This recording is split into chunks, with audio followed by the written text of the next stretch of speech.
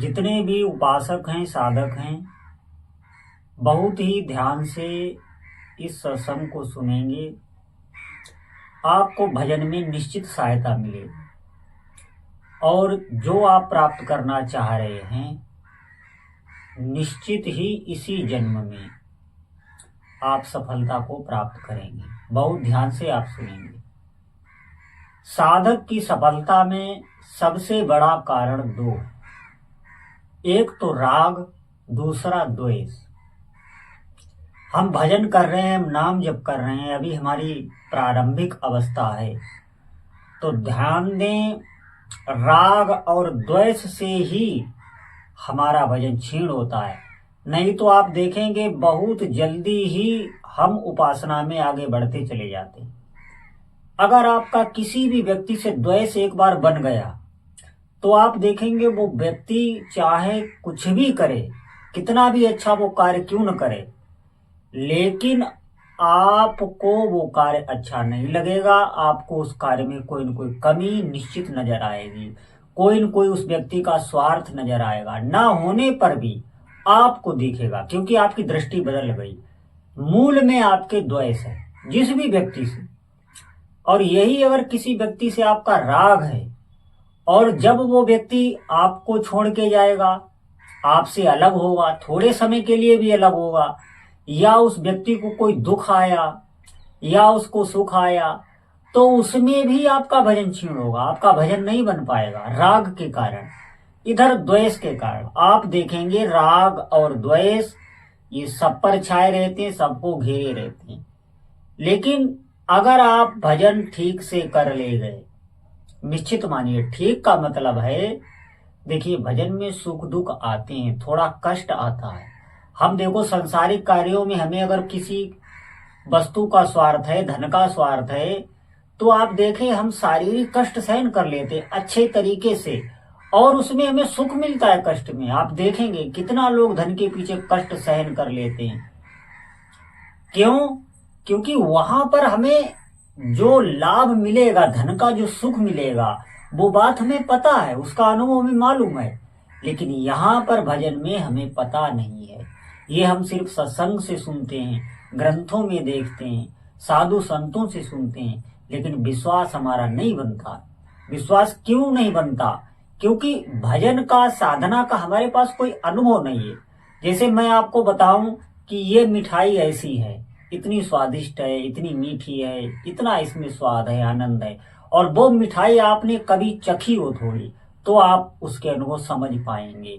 ठीक इसी प्रकार भजन में हमारी महत्व बुद्धि नहीं है, इसीलिए भजन में हम श्रम करना नहीं चाहते, कष्ट सहना नहीं चाहते।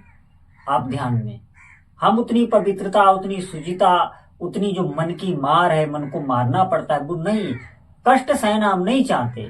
क्यों? क्योंकि महत्व बुद्धि नहीं। लेकिन इधर संसार में धन के स्वार्थ के लिए, कोई कार्य के लिए हम कष्ट सह लेते हैं।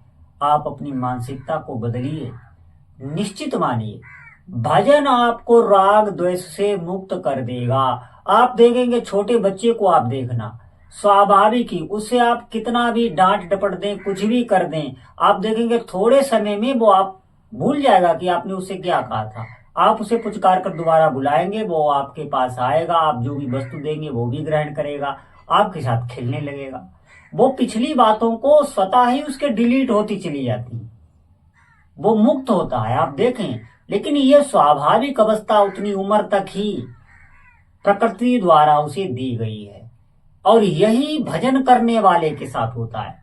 भजन जो अच्छी प्रकार से करने लगता है, आप निश्चित माने, आप लगिए, ये बहुत ही आनंद का मार्ग है। आप निर्भय विश्वास करके भजन में लग जाइए। भजन में जब व्यक्ति आगे बढ़ता है तो पीछे की बातें सब डिलीट होती जाती हैं। कोई आपसे कुछ भी कह दे, कोई भी कष्ट आए, आप थोड़ी ही देर में वो भूल जाएंगे। हो सकता है थोड़ा बहुत वो कुछ समय के लिए आपको विचलित भले ही कर दे, लेकिन उसका दुख आपके भीतर रहेगा नहीं, कोई शोक रहेगा नहीं, चाहे जैसे भी कष्ट आ जाए। वो भूलता जाता है, नाम जब सब हटाता चला जाता है, डिलीट करता चला जाता है। आप विश्वास करिए, जैसे सूर्य भगवान के उदित होने पर कोहरा छटता चला जाता है, इसी प्रकार भगवान नाम जीव जीव से आप जितना उच्चारण करेंगे, जितनी रगड़ करेंगे, आप देखेंगे ये जो मोह रूपी, जो दुख रूपी अंधकार है, ये छटता चला जाएगा। आपके ज्ञान चक्षु खुल जाएंगे, आप देख पाएंगे प्रभु की लीलाओं को। ये जगत सारा प्रभु की लीला मात्र ही है। इसमें भगवान ही जो कुछ कर रहे हैं सब वही कर रहे हैं, और सब निश्चित होता है। यहाँ पर आप देखेंगे सब निश्चित होता है। यहाँ भौतिक जगत में कितनी ऊंचाई पर लोग पहुंचे हुए हैं, उन्होंने सब भौतिक संपदाएं इकट्ठी कर ली, सब कुछ उन्होंने बहुत मेहनत की, लेकिन आप देखेंगे उनके हाथ में कुछ भी नहीं। उनके हाथ में एक उनके शरीर का बाल भी नहीं है, नहीं तो वो उसे सफेद ना होने दें।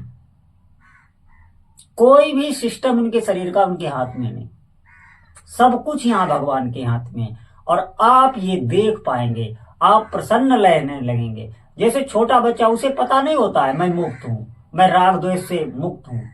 छोटा बच्चा जो बहुत साधना करके साधक की स्थिति आती है, वो छोटे बच्चे में आप देखना स्वाभाविक ही होती है, ये प्रकृति ने उसे दी होती। लेकिन कुछ समय के लिए ज्यों ही उसकी उम्र बढ़ती है, त्यों कुछ कम, फिर और कम, और ज्यों ही वो जवान होता है, कामासक्त होता है, धन में आकर्षित होने लगता है, फिर उसके बाद तमाम भगवान के भजन में जो आपको सुख मिलेगा वो संसार में कहीं नहीं है।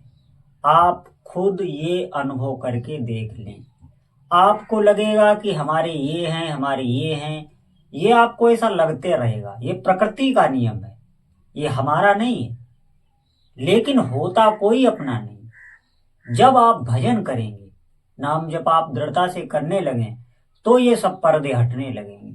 वास्तविकता में कोई किसी का यहाँ होता नहीं है, और किसी वस्तु से हमको सुख मिलता भी नहीं, ये भी ध्यान रखना।